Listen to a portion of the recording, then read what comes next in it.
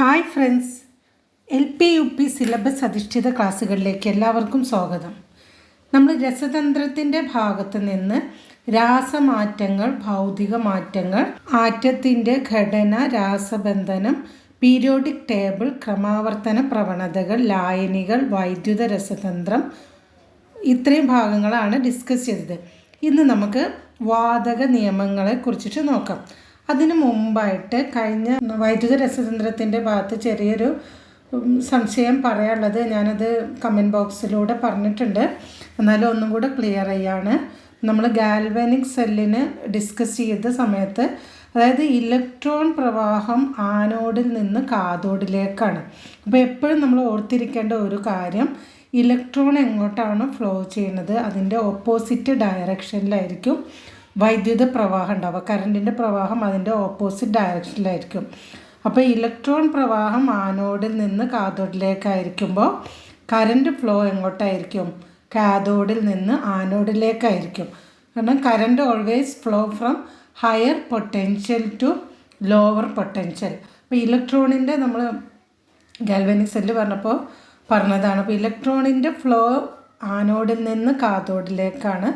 അപ്പോൾ വൈദ്യുത പ്രവാഹം എപ്പോഴും എന്തായിരിക്കും? കാഥോഡിൽ നിന്ന് ആനോഡിലേക്കായിരിക്കും. അതിൻ്റെ ജസ്റ്റ് ഓപ്പോസിറ്റ് ഇലക്ട്രോൺ ഫ്ലോ ചെയ്യുന്നതിൻ്റെ ജസ്റ്റ് ഓപ്പോസിറ്റ് ഡയറക്ഷനിലേക്കായിരിക്കും കറണ്ട് ഫ്ലോ ചെയ്യാം. അതൊന്ന് ഓർത്ത് വെക്കുക. അപ്പം നമുക്കിന്ന് പ്രധാനമായിട്ട് വാതക നിയമങ്ങളെ കുറിച്ചിട്ട് പഠിക്കാം. 4 വാതക നിയമങ്ങളെ കുറിച്ചിട്ട് നമ്മൾ പഠിക്കേണ്ടത്. ഖരം, ദ്രാവകം, വാതകം എന്നിവയിൽ വാതക തന്മാത്രകളുടെ പ്രത്യേകത എന്തായിരിക്കും? വാതക തന്മാത്രകൾ തമ്മിലുള്ള അകലം വളരെ കൂടുതലായിരിക്കും. അതുകൊണ്ട് തന്നെ ചലന സ്വാതന്ത്ര്യം കൂടുതലായിരിക്കും. ആകർഷണ ബലവും കൂടുതലായിരിക്കും. പിന്നെ അതുപോലെ നമ്മൾ വ്യാപ്തവും അതുപോലെ മർദ്ദവും ഒക്കെയാണ് ഈ വാതക നിയമങ്ങളുടെ ഭാഗത്ത് പറയാൻ പോകുന്നത്. വ്യാപ്തം എന്ന് പറഞ്ഞാൽ എന്താണ്?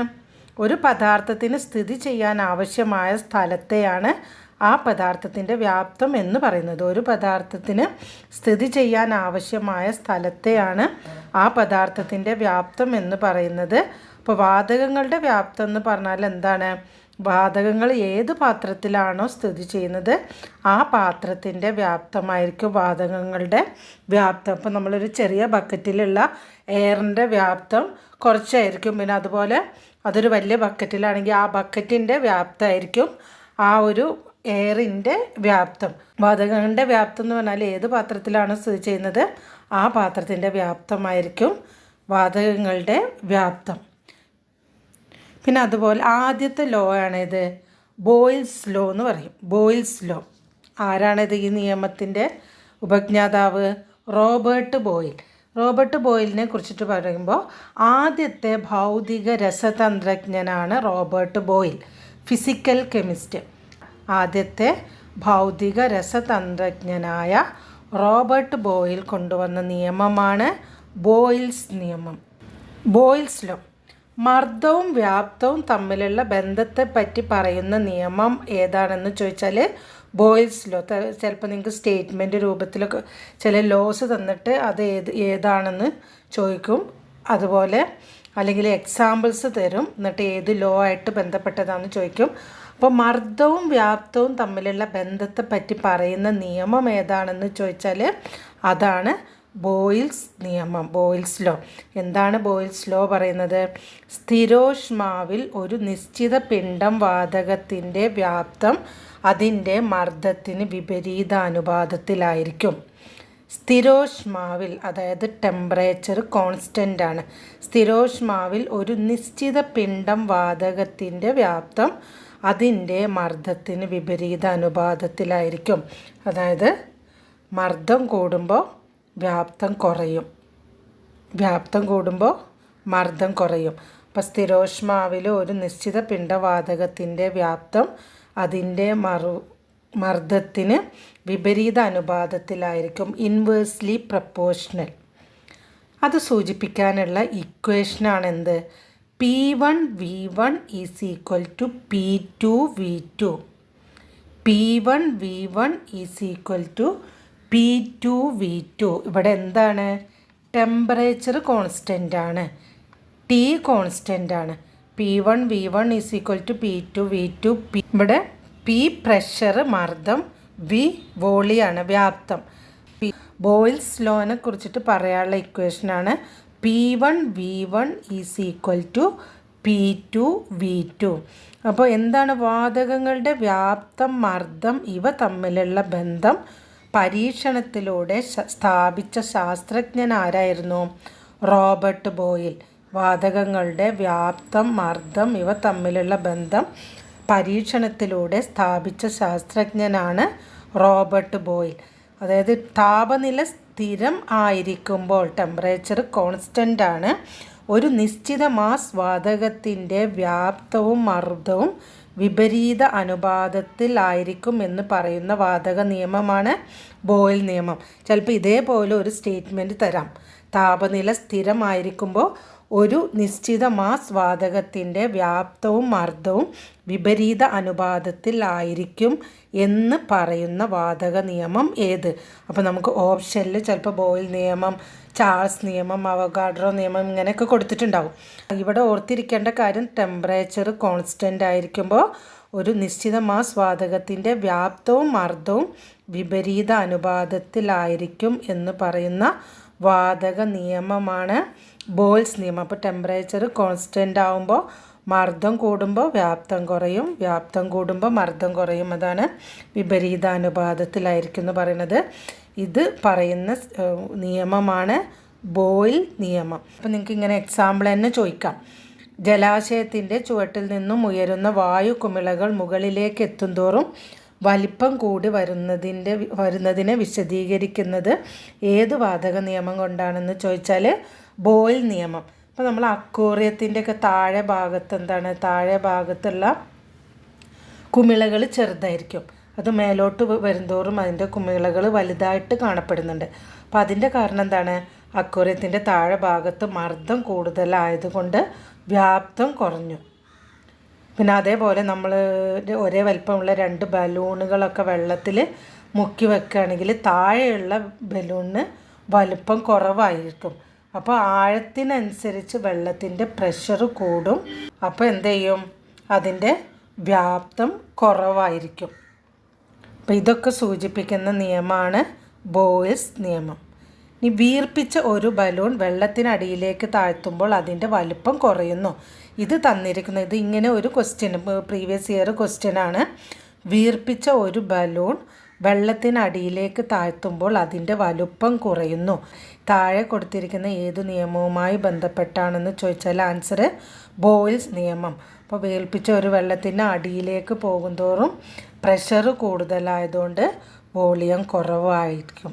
അപ്പോൾ അതുകൊണ്ടാണ് ഇപ്പോൾ വീർപ്പിച്ച ഒരു ബലൂണും ജലാശയത്തിൻ്റെ താഴെ തട്ടിലുള്ള വെള്ളത്തുള്ളികളൊക്കെ ചെറുതായിരിക്കാൻ കാരണം.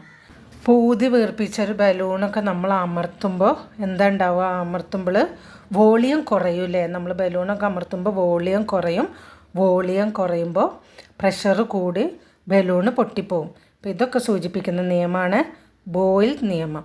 അപ്പോൾ താപനില T സ്ഥിരമായിരിക്കുമ്പോൾ ഒരു നിശ്ചിത മാസ് വാതകത്തിൻ്റെ വ്യാപ്തം, അതായത് വോളിയം, മർദ്ദം എന്ന് പറഞ്ഞാൽ പ്രഷർ വിപരീത അനുപാതത്തിലായിരിക്കും. അതായത് വ്യാപ്തം കൂടുമ്പോൾ മർദ്ദം കുറയും, മർദ്ദം കൂടുമ്പോൾ വ്യാപ്തം കുറയും, അങ്ങനെ വിപരീത അനുപാതത്തിലായിരിക്കും. അതായത് മർദ്ദവും വ്യാപ്തവും തമ്മിലുള്ള ബന്ധത്തെപ്പറ്റി പറയുന്ന നിയമമാണ് ബോയിൽസ് നിയമം.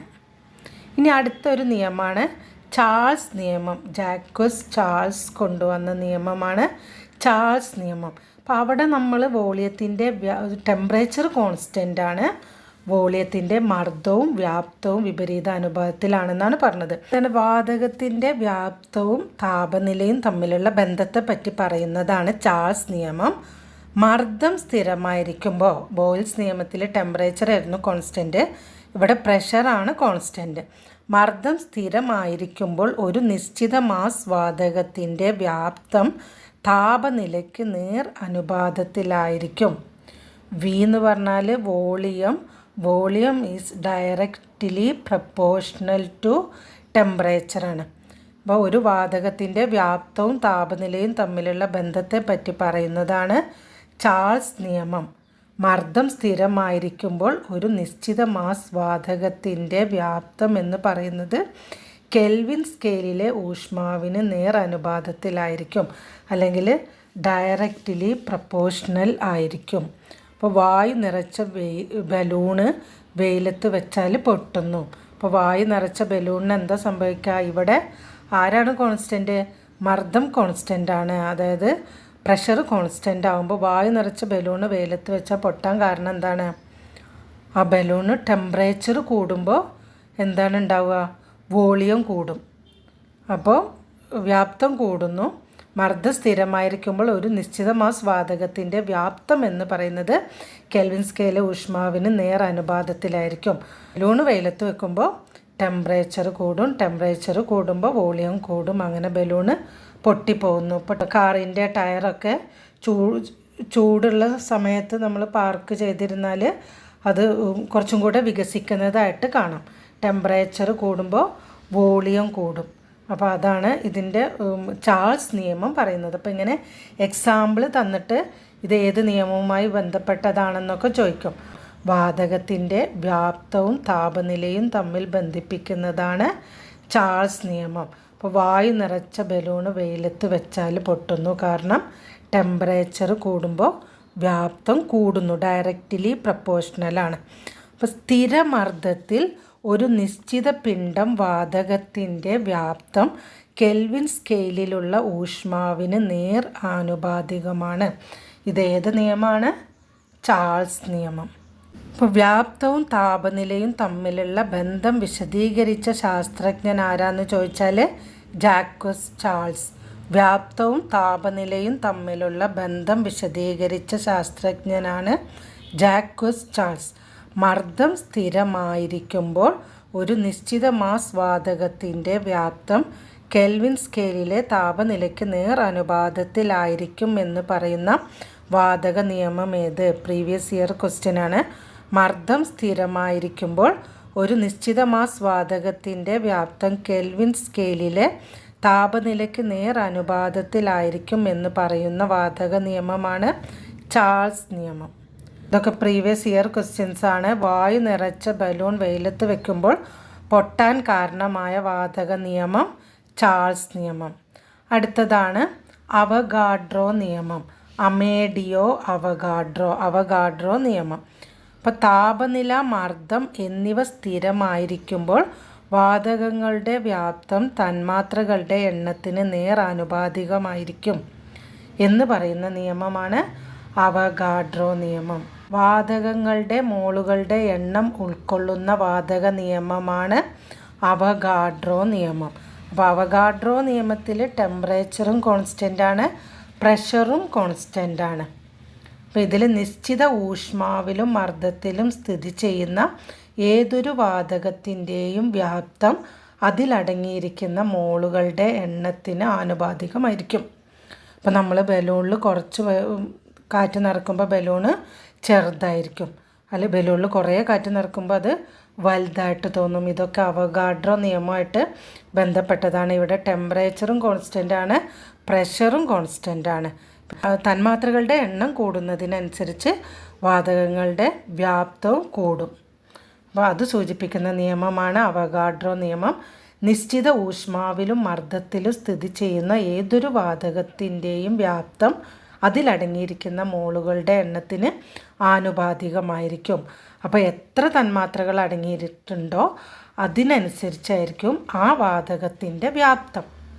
എങ്ങനത്തെ സമയത്ത്? ടെമ്പറേച്ചറും കോൺസ്റ്റൻ്റ് ആയിരിക്കണം, പ്രഷറും കോൺസ്റ്റൻ്റ് ആയിരിക്കണം എന്ന് പറയുന്ന നിയമമാണ് അവഗാഡ്രോ നിയമം. അപ്പോൾ നമ്പർ ഓഫ് മോൾസ് ഇൻക്രീസ് ചെയ്യുമ്പോൾ എന്തും കൂടും? വോളിയം കൂടും.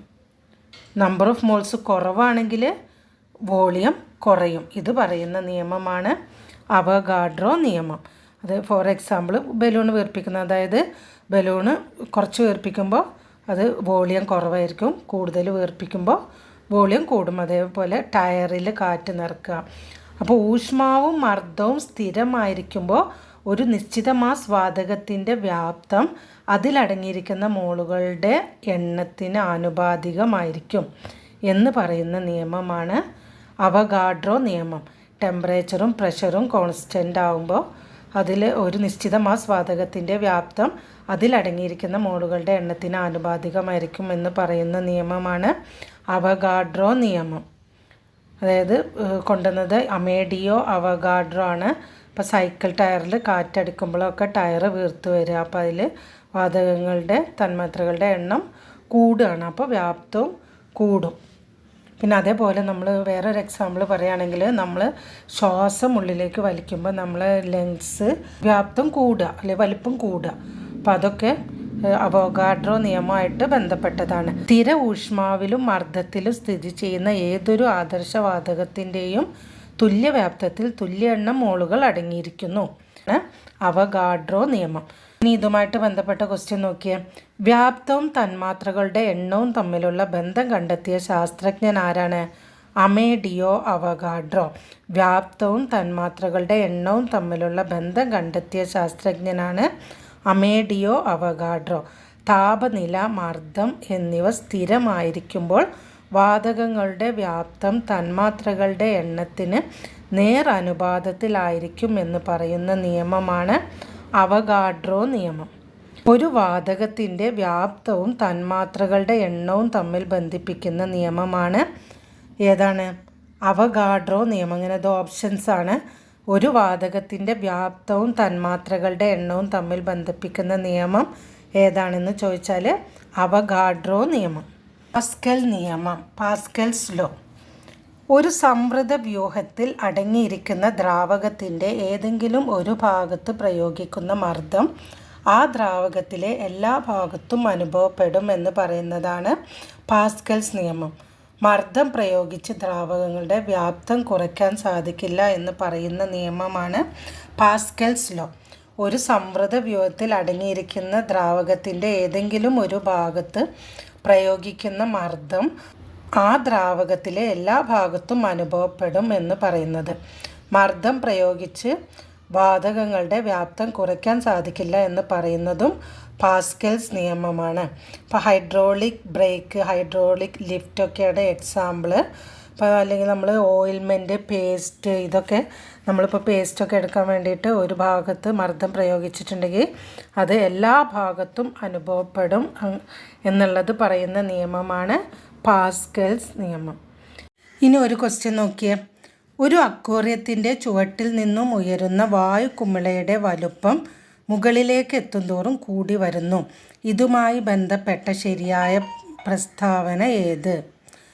ബോയിൽ നിയമം മർദ്ദം കുറയുകയും വ്യാപ്തം കൂടുകയും ചെയ്യുന്നു.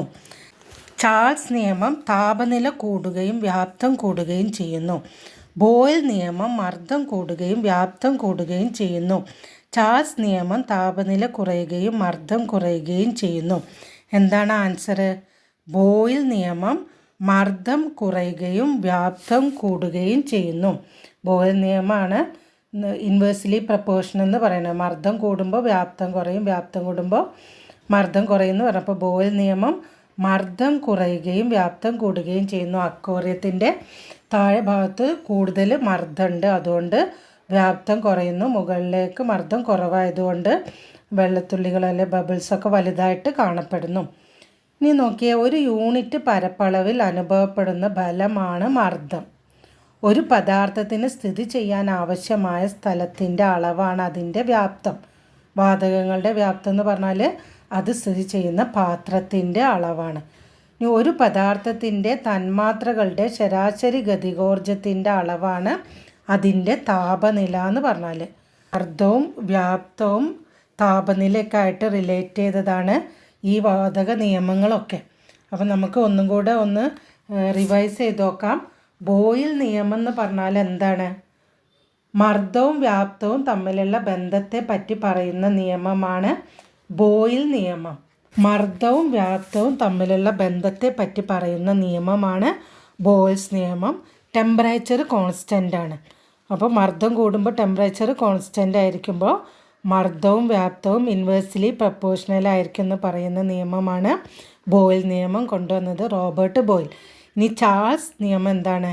ഒരു വാതകത്തിൻ്റെ വ്യാപ്തവും താപനിലയും തമ്മിലുള്ള ബന്ധത്തെ പറ്റി പറയുന്നതാണ് ചാൾസ് നിയമം. അവിടെ ആരാണ് കോൺസ്റ്റൻ്റ്?